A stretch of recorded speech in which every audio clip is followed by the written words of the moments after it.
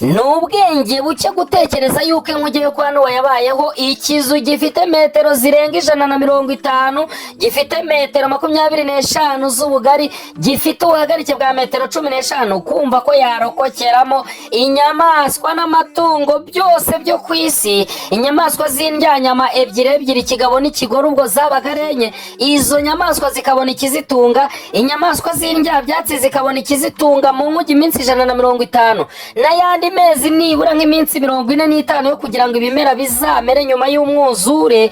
Mbese muri makeya amezi nk'atanu yose, cyangwa se iminsi igera mu 180 ibi binyabuzima biriho. Mbese izi nyamaswa zabaye mu bwato butagira idirishya n'umuryango, maze zibaho iminsi igera ku 150 zidahumeka.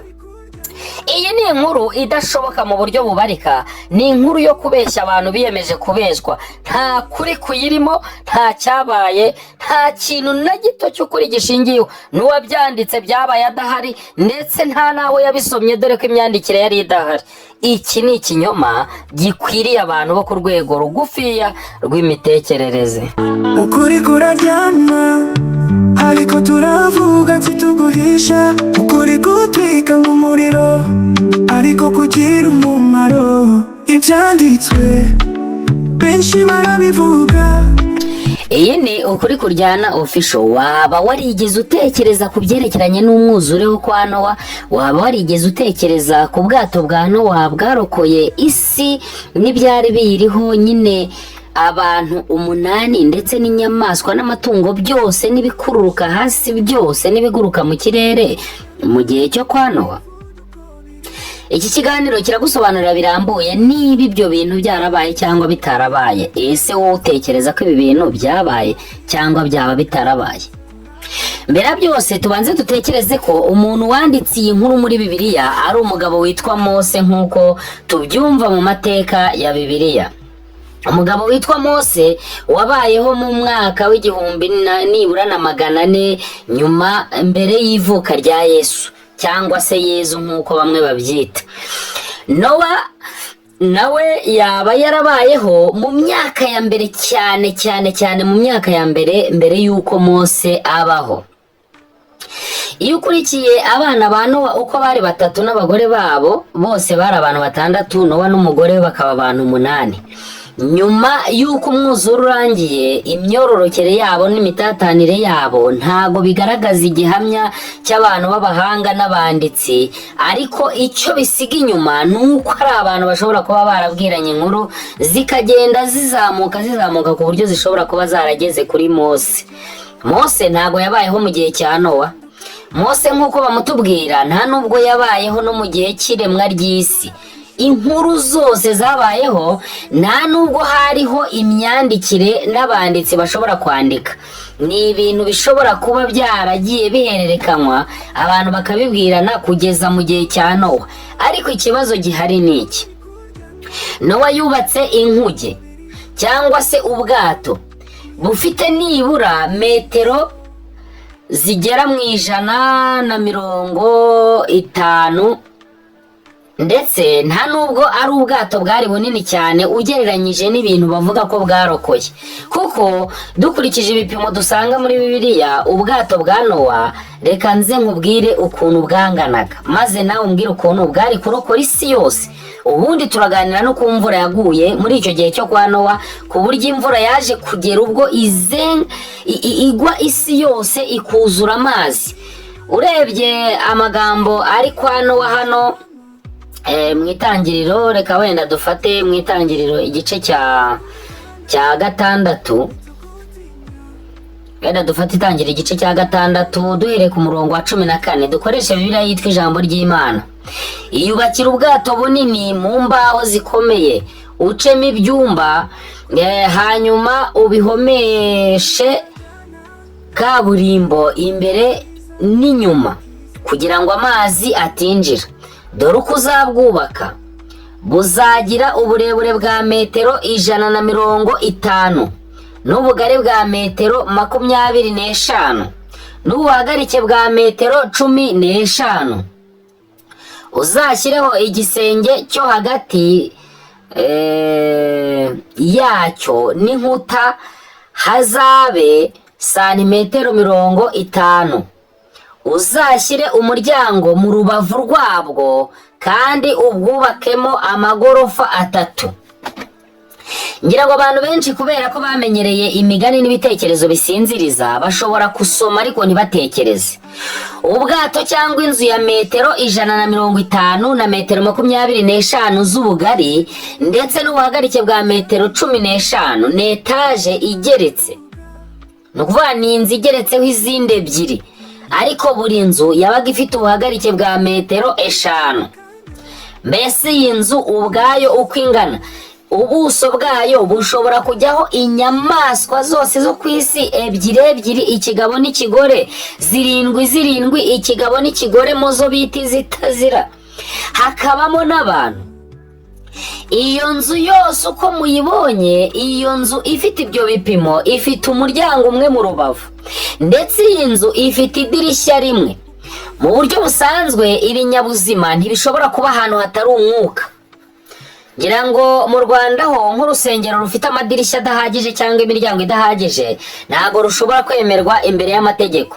Imana ishobora byose, Imana umugenga w'ubuzima, iyaba ari Imana itazi uburyo ishobora kubaka ikintu cyabamo ibinyabuzima bingana kuriya. Ndetse iyo utekereje kuri uyu mwuzure wamaze iminsi 40 imvura iri kugwa, imvura yaguye iminsi 40 ubudasiba amanywa nijoro, maze hiyongeraho iminsi 110, iyo minsi 100 yose ibe 150. Umwuzure wamaze iminsi 150 amazi atarakamuka ku isi guhera ku munsi imvura yatangiriye kugwa. Ndetse uburyo bugaragaza ko ibi bintu ari imigani n'ibitekerezo bisekeje, ngo Imana yakinguye imiryango cyangwa amadirishya yo mu ijuru, imvura iramanuka. Ubundi imvura ntabwo yari ikintu kibikwa ahantu hitwa mu ijuru wenda ngo kigira ahantu bakingura kugira ngo kimanuke cyangwa bakinga kugira ngo kitamanuka. Ariko uburyo bugaragara hano guko ari imigani nuko bavuga yuko Imana yakinguye, imaze gukingura imvura iragwa, ndetse ngo n'amasoko y'ikuzimu arazibuka, maze amazi yo hasi n'ayo hejuru byose bihurira ku isi. Iminsi 40 rero yari ihagije ngo kugira ngo isi be yose yamaze kurengerwa n'imisozi miremire nka za Everest na za Kilimanjaro birengerwa n'amazi y'umwuzure. Isi yose irarengerwa. Igitekerezo cy'uko isi yose yaba yararengewe n'umwuzure cyavuzwe n'umuntu witwa Mose. Bavuga ko yari umuntu wize amashuri, wari umusirikare wo ku rwego rukuru mu gihugu cya Egiputa. Uyu muntu mbese yaba yari yarize geography ku buryo yari azi isi yose. Ngira ngo murabizi neza yuko amato, kugira ngo amato atere imbere cyangwa se ibintu by'imigendere mu nyanja no kwambukiranya isi hakoreshejwe indege, ibi bintu bivumbuwe vuba cyane mu kinyejana cya 18 ujya mu kinyejana cya 19, nibwo ibyo bintu byose byagiye bikomera ku rwego rwo hejuru. Kera cyane mu myaka 1400 mbere ya Kristo cyangwa mbere ya Yesu, Mose yarazi gute ahantu isi yavaga ikagera. Mose yarazi gute uburebure n'uburumbarare, ubugari n'ubuso bw'isi. Ko bigaragara ko n'uyu munsi abantu batari barangiza kumenya neza uko isi ingana n'uko iteye. Mose yabwiwe n'iki ku isi yose yarengewe n'amazi y'umwuzure? Abantu bari mu gihugu cy'iyo hirya muri Mesopotamiya, ahari muri Iraq y'ubu ngubu, hirya iyo cyane, bari bafite ubuhe bumenyi ku buryo bamenye yuko isi yose yarengewe n'amazi y'umwuzure? Imvura yabaye nyinshi wabo, ariko ntago babashaga kumenya ibibera hakurya y'inyanja. Inyanja ni nini cyane ku buryo umuntu utapfa kumenya ibibera hakurya y'inyanja adafite ubwato bugezweho bukomeye bwambukiranya inyanja, cyangwa indege, cyangwa ibyuma bireba kure nka za telescope n'ibindi bishoboka. Mbese Mose yabwiwe n'iki uburyo ibyo bintu byagenze, ko byabaye kera cyane mbere yuko Mose avuka? Mbese mu gihe cyo kwa Nowa ko imyandikire itari iriho, nubwo bigaragara yuko mu gihe cya kera hari uburyo abantu babashaga kwandika baca amarenga bashushanya ku mabuye, mbese ko atabyanditse iyi nkuru Nowa akaba yarapfuye atayanditse, ko atari umwanditsi, nta n'igihamya kiri muri Bibiliya, nta gitabo Nowa yanditse kiba muri Bibiliya, nta gitabo umwuzukuru we cyangwa umwuzukuruza wa Nowa yanditse muri Bibiliya. Mbese Mose yakuye hehe aya mateka angana kuriya? Mbese Mose ko nta hantu handitse muri Bibiliya ko yakoze iyerekwa cyangwa yahishuriwe n'Imana? Ibi bintu Mose yabyanditse muri Bibiliya abikuye he? Mose ni umwe mu bantu b'abatubuzi Bibiliya ifite, wanditse ngo ibitabo 5 abyandika yandika ibintu birengeje imyaka 2800 byarabayeho ukurikije amateka ya Bibiliya. Mbese Mose ibi bintu yabivanye hehe ko nta myandikire yari iriho, ndetse ko nta nubwo hajyaga handikwa amateka muri icyo gihe uretse ibintu bijyanye n'ubucuruzi n'amategeko? Mose yaba yaravuganiye hehe n'Imana ko nta hantu muri Bibiliya yanditse ati umunsi umwe Imana iraza irambonekera irambwira? Cyakora hari aho bavuga yuko Imana yaje kumubwira ngo najye gukura Abisirayeli mu Egiputa, ariko nta hantu byanditse ngo Imana irambonekera irambwira ngo ngwino nkwereke ukuntu nabumbabumbye umuntu, ngwino nkwereke ukuntu abantu bacumuye, ngwino nkwereke ukuntu abantu nabasezeraniye gucungura, ngwino nkwereke ukuntu habayeho inzoka iyobya abantu, ngwino nkwereke ukuntu abantu ba mbere babaye benshi baragwira baracumura, nkwereke ukuntu ubwato bwabumbwe, nkwereke ukuntu abantu barimbuwe. Reka nkubwire bimwe mu binyabuzima bidashobora kuba byaba muri buriya bwato bwa Nowa, maze mumbwire mbese ibi bintu byaba byararokokeye hehe muri icyo gihe cy'Umwuzure. Hariho ibinyabuzima binini cyane ndetse birengeje bikabije kuba binini, bidashobora no kuba byakwinjira muri buriya bwato ukurikije uburumbarare bwabyo, ubugari n'ubuhagarike cyangwa uburebure bw'ibyo binyabuzima.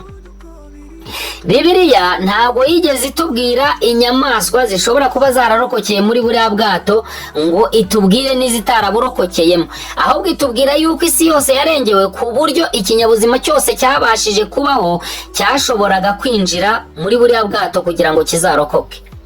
Habaho nk'ifi ya barene nini cyane, ni ifi igira amatoni menshi arenga mu 150.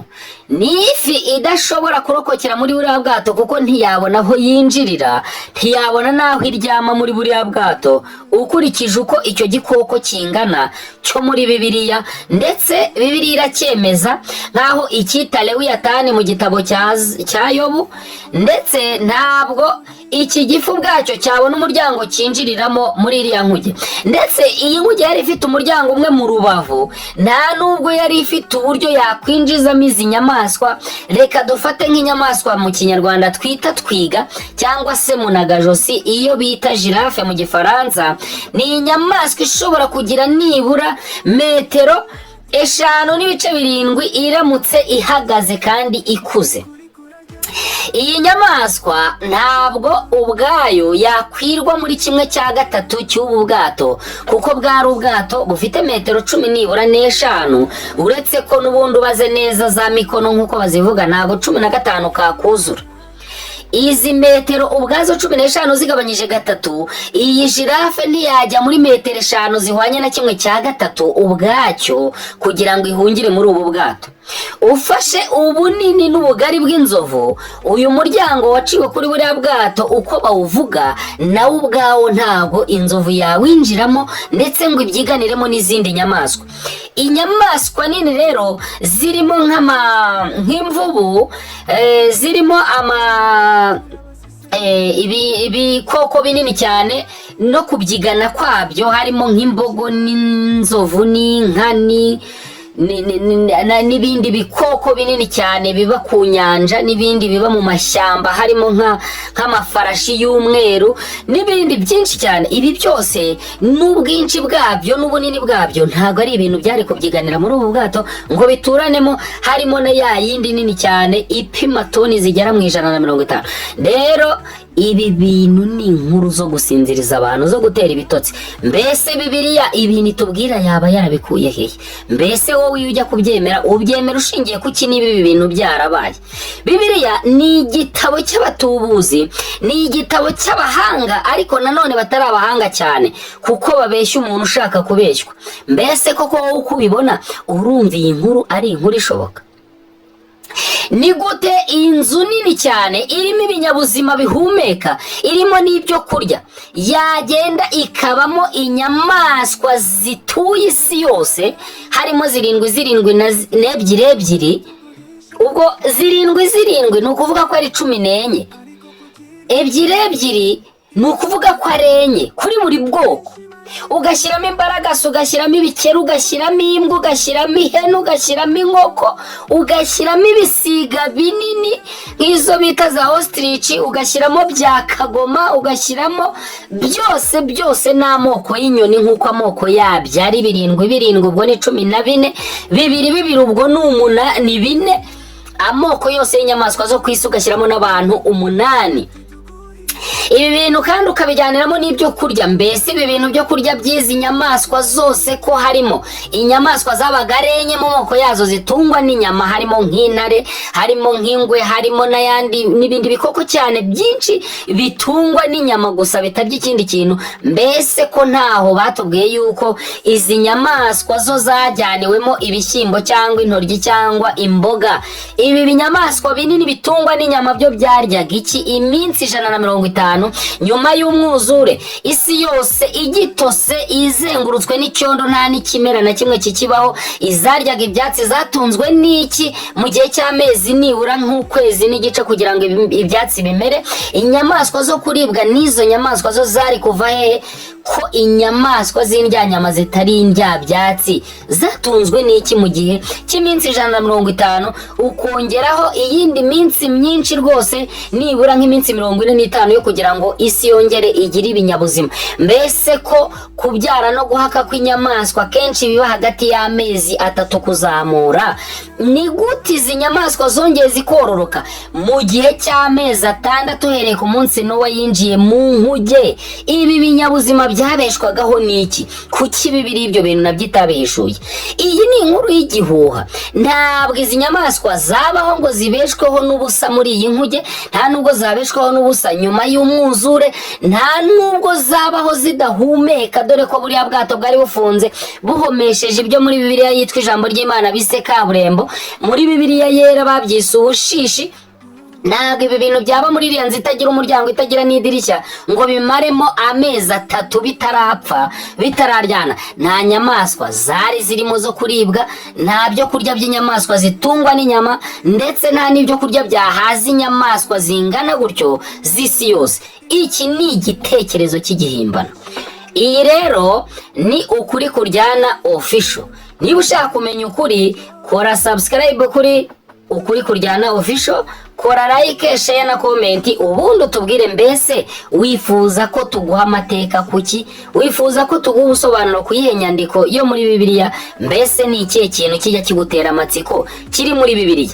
Iyi nkuru mu buryo biologique ntabwo ibaho, mu buryo buri scientifique ntibaho, ntiwabibara ibi bintu, ntiwabivuga ibi bintu, ni igitekerezo cy'igihuha. Rero niba ushaka gukomeza gusobanukirwa ukuri, komeza ubane natwe kuri Ukuri Kuryana official.